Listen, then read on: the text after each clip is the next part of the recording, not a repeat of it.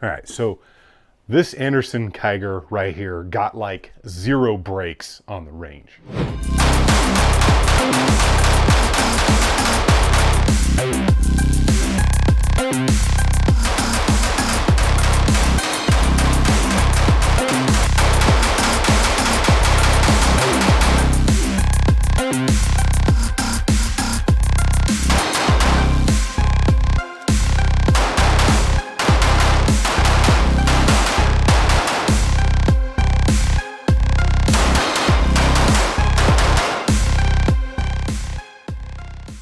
Now I have a promise to make to all of you, and that is that at some point during this video, you're gonna get to see Tactical Toolbox's dance moves out on the range. All right, welcome back everybody. So what is this thing right here? It's called the Kiger. It's made by Anderson, but it's really a Gen 3 Glock clone. Now, you might be asking yourself, why and is it any better? So how can somebody make a Gen 3 Glock clone? And that's because the patent on Gen 3 Glocks expired some time ago, and that's why you see all kinds of brands out there in different companies using not only parts that look like Glock parts, but specifically cloning the entire Gen 3 platform. In fact, I think the only company that didn't wait for that patent to expire was Smith & Wesson back in the day with the Sigma, and they paid for it pretty dearly in the way of a big fat lawsuit. Now to answer the why would you do a cloner like this Kiger right here? That is pretty simple to answer. It's because the Gen 3 platform is probably easily one of the most proven pistol designs out on the market today, but some, I guess, would consider it maybe a little bit stale, a little bit old, and a little bit overpriced in its natural form from Glock. All right, so I do have to do a little bit of a disclaimer. So I did reach out to Anderson. They did send this pistol out because I want to do some videos with Glock clone against Glock clone, like a big kind of conglomerate of videos, but I do not get paid for this video, nor would it matter because my soul is not for sale, but this was sent out to me as a loaner to work with on the channel. Well, let's get into what makes the Kiger just a little bit different than your standard run-of-the-mill Gen 319, if you couldn't tell by the looks of it. So obviously polymer striker fired 9mm based on a Gen 3 Glock 19. The frame obviously is very aggressive looking and a far take from the standard look that Glock designs generally have. It's got sandpaper texture on the sides of the pistol grip, and it's got another section high up towards the slide area with more linear grooves in the front and the rear. Towards the front of the frame, you're gonna have recoil ledges with that same aggressive sandpaper style texture. It follows the 3-pin design like a standard Gen 3 Glock 19.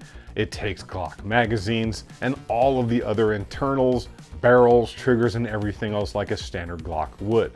The trigger guard is double undercut, textured, and you have multiple slots out on the front of that rail to put anything your little heart desires on it, to include the mini bayonet.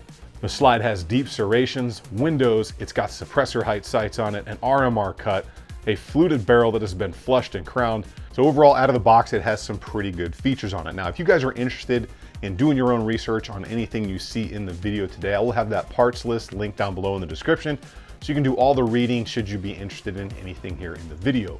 And also, if you guys like content like this, you find videos informative or informational or just entertaining, consider hitting that subscribe button. That's gonna do a couple of things. One, it's gonna make sure you don't miss any of the videos and any things that might be coming out. Also, it's gonna signal to the algorithm to put this video out there to other people to see, some of which maybe have never seen Second Amendment content before, and might help with our overall message and censorship. And I suggest that you subscribe to all the other channels that you watch as well, because these videos aren't free, easy, or cheap to make, so you gotta do it somehow, and that's just a huge help. Now let's boogie down with some range performance. So I know she may look blocky and thick, but out on the range, she performed just fine. And if you didn't know by looking at it, this is basically the SCT, or the old Strike Industries style frame. It seems to just suck your hand into the grip while you're out there spitting rounds downrange. Ultimately, it ran exactly like I thought it would, being a Gen 3 Glock clone, which was boringly reliable. It's as accurate as you can be. I do have that new RXM 300 big window red dot on there, which is very nice to look through, and I think it's back in stock. I will have that listed on the parts list as well, should you be interested in doing your own research. The trigger on here may be stock, but it does run and feel like it's got a minus connector, or at least a polished up set of parts in there. And we'll put this thing on the gauge in a minute. As far as the reliability and malfunctions wise, I've got right around 300 rounds for this, just a little bit over. and it went through all of those rounds without any issues. Reliability and malfunction wise, with the about 300, a little bit more rounds that I do have through this, it ran flawlessly. I did have one little surprise out on the range that we're gonna check out some slow motion footage of, but I'll give you a peek at that right now.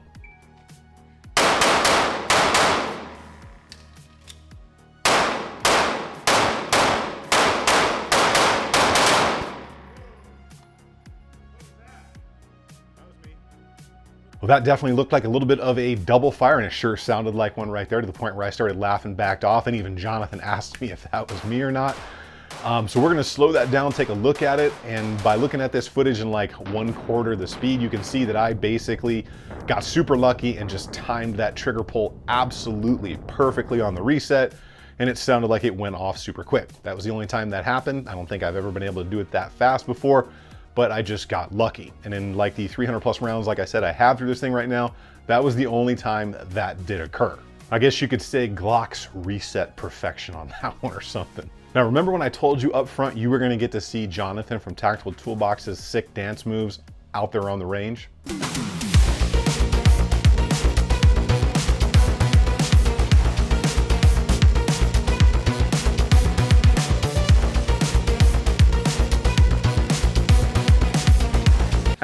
You definitely have to let me know in the comments whether you think Jonathan's sick dance moves or pelvic thrusts were on point for the range day, or does he need a little bit of work in his stroke out there. Honestly though, it's just a ton of fun work with him out there. It's always better to go to the range with a good buddy or a couple friends, especially when you're grinding and having fun and just working a bunch of drills. One, you pick up a lot more and you seem to retain that when you're having fun, and it's just good to have somebody else out there for safety reasons and to give you good ideas of what you can do out there in the range to make your skills a little bit better. Let's go ahead and put that trigger on the gauge. All right, let's go ahead and do some trigger pulls with the Manufacturing Kiger 9C right here. So we'll go ahead and check this out. Standard Glock trigger feel. There's your take up, a little bit of creep, and it will break. Very tactile, audible reset. Again, a break. So you can see reacts very much like a standard Glock trigger would. We'll go ahead and do 3 pulls on the gauge right here. All right, so that broke at 566. I might be dragging a little bit on that extended safety, so I'm trying to be very careful not to hit the bottom of this rubberized grip on there. So let me reset that. All right, so 416, to me, that's really what it feels like.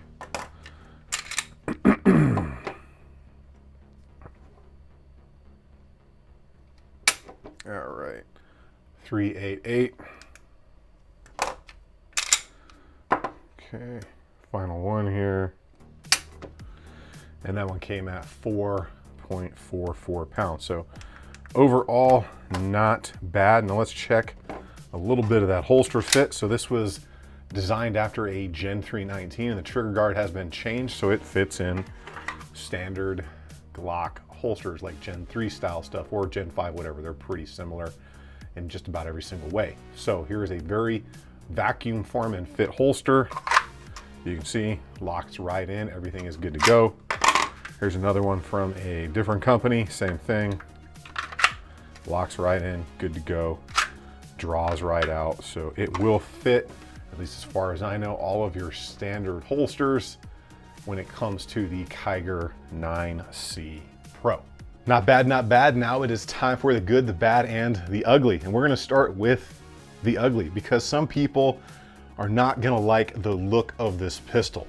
They're gonna call it ugly. I prefer to call it maybe a little bit aggressive. So it's definitely a different look. As far as my preferences go, I would have preferred to have that same texture all the way around the grip, high up into here. And that's just kind of like a me thing. I like that aggressive sandpaper texture, and I would have liked to have seen that absolutely everywhere. Other than that, it's got a really good feature set on it, right? So you do have aggressive texture. You've got extended controls, both on the magazine release, slide stop, slide release. You've got those recoil edges up here. You've got good serration, some windows of light in the slide. You've got the suppressor height sights, a flush crown, fluted barrel.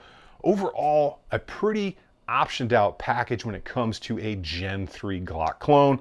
A lot of that stuff that's on here is things that most people turn to the aftermarket for. But how bad is this thing going to set your wallet back? Because the 9C Pro, the one with all the bells and whistles, is a little bit different. So they're going to range in price from $429 to $539 if you get the one like this with all the bells and whistles. But I've seen them on sale like the day of filming this video, and they're all the way down to like $300 to $377, again, depending on the version you get. But the other cool thing is you can buy just the frame of this complete with all the parts for like less than what most parts kits will cost you, coming in at 99 bucks or $69 on sale if you can catch a sale. When it comes to colors, you're gonna get your option between black and black, and surprisingly, they look very similar. You wanna see those sick dance moves again, don't you?